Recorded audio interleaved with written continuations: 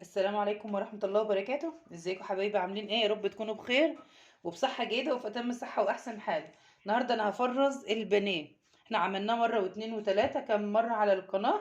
النهاردة أنا جايبة كمية بصراحة، ودول 3 كيلو، حابة إن أنا أفرزهم في الفريزر، وقلت أما أعملهم معاكم فيديو كده لحبايبي الصغيرين نستفيد مع بعض.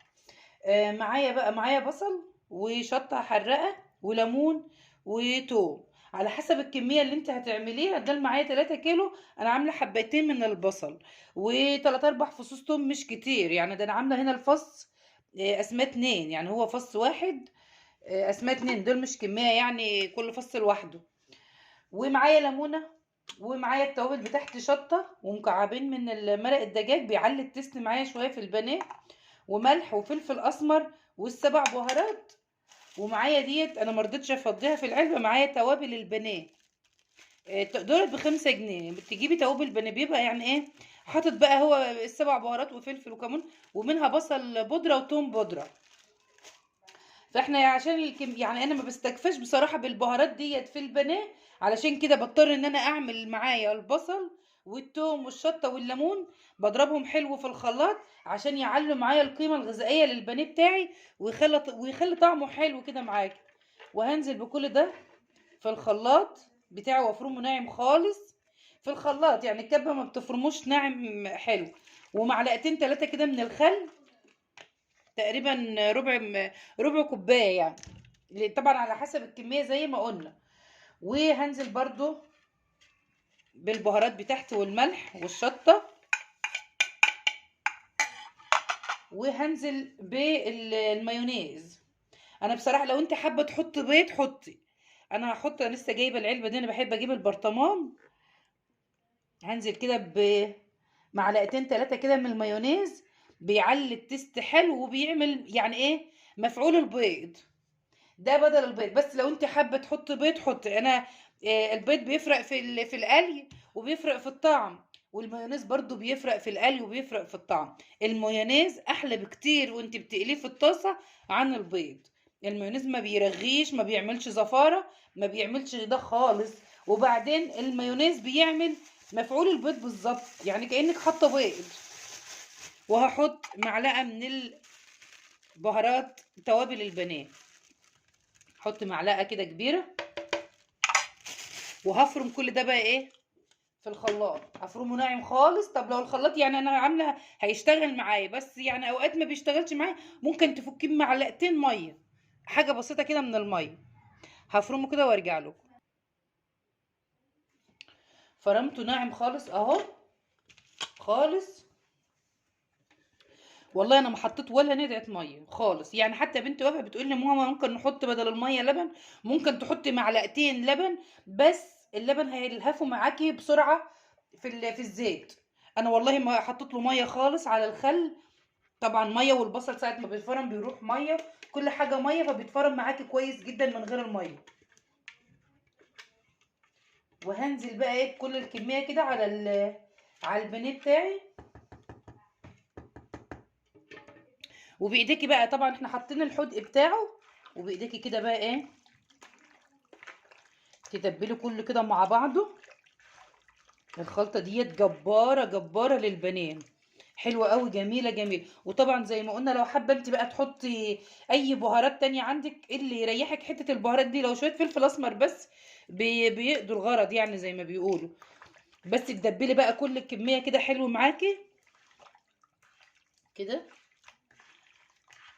وتسيبيها يعني لمدة ساعة 2. يعني يستحسن لو ساعتين 3، بس أنا بصراحة هسيبها تقريبا أنا بصور إحنا بالليل، هسيبه نص ساعة تقريبا، بس لأن أنا أصلا كده كده هفرزه. هسيبه لمدة نص ساعة، وأقوم أحطه في الخلطة بتاعته، وأقوم حاطاه بقى في الفريزر. لكن لو هتقليه على طول يستحسن تسيبيه في الخلطة دي مش أقل من ساعتين. هسيبه نص ساعة كده، وارجع بقى لما أدربه في الخلطة بتاعته. حبايبي عدى نص ساعة، ولو ما انتش عايزه يعدي الوقت عادي كمان، بس يعني انا عدى سبت نص ساعه. ودي انا الخلطه بتاعته جايبه من عند العطار برضو كده، ده كيلو.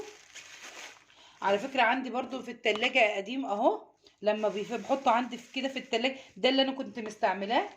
هنزله كده وده اللي برضو من الجديد. وبفركه كده، طبعا هو عشان في التلاجة لكن هو مش مكلكع ولا حاجة. بتعملي كده بيرجع ناعم تاني على طول، مفهوش اي حاجة كده. وهشتغل بيه عادي خالص مع الخلطة اللي انا جايباها الجديدة دي. طبعا هو بيبقى مديك الكيس لو انت عايزاه حراق، بيحط لك بقى عليه شطه وبيحط لك التوابل بتاعته، اللي على الوش دي.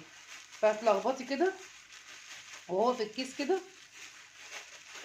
بصراحه انا مش عارفه هو جوزي اللي جايبه، ما سالتوش الكيلو بكام بصراحه. انا اتصلت عليه وقلت له هات لي بانيه وهات لي كذا وهات لي كذا. فجاب لي بصراحه، ما سالتوش بكام بس اخر مره كنت جايباه كان ب 18 جنيه. ما اعرفش بقى هو بكام دلوقتي. انزل كده واخلط كده.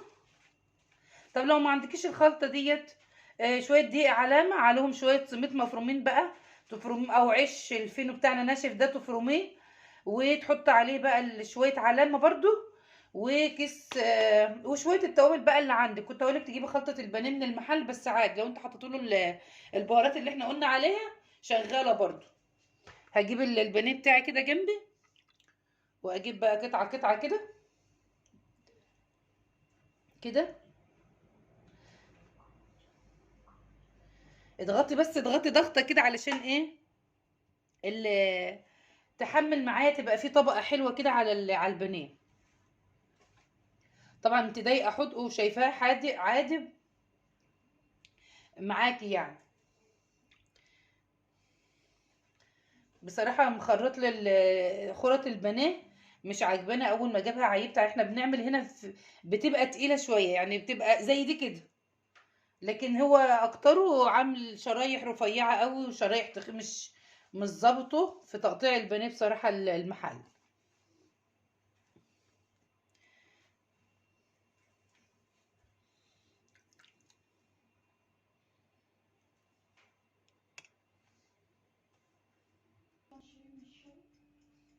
خلاص ما عادش الا القطعه دي. واخر حاجه في البتيه، في الدقيق ما هدرتش حاجه خالص، وما فوتش اي حاجه كده كده.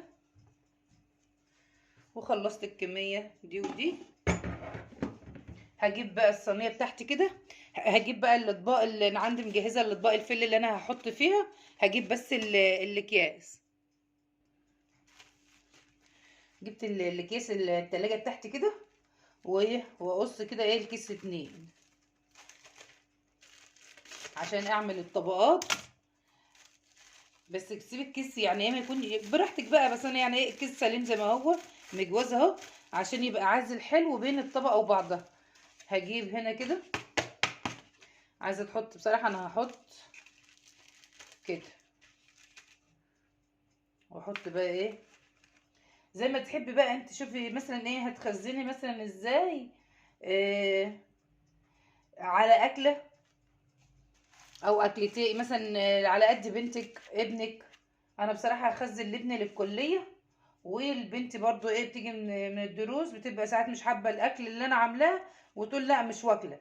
فبضطر ان انا ابقى متضايقه اقوم اعمل ايه، فبطلع لها البانيه بتاكله بصراحه.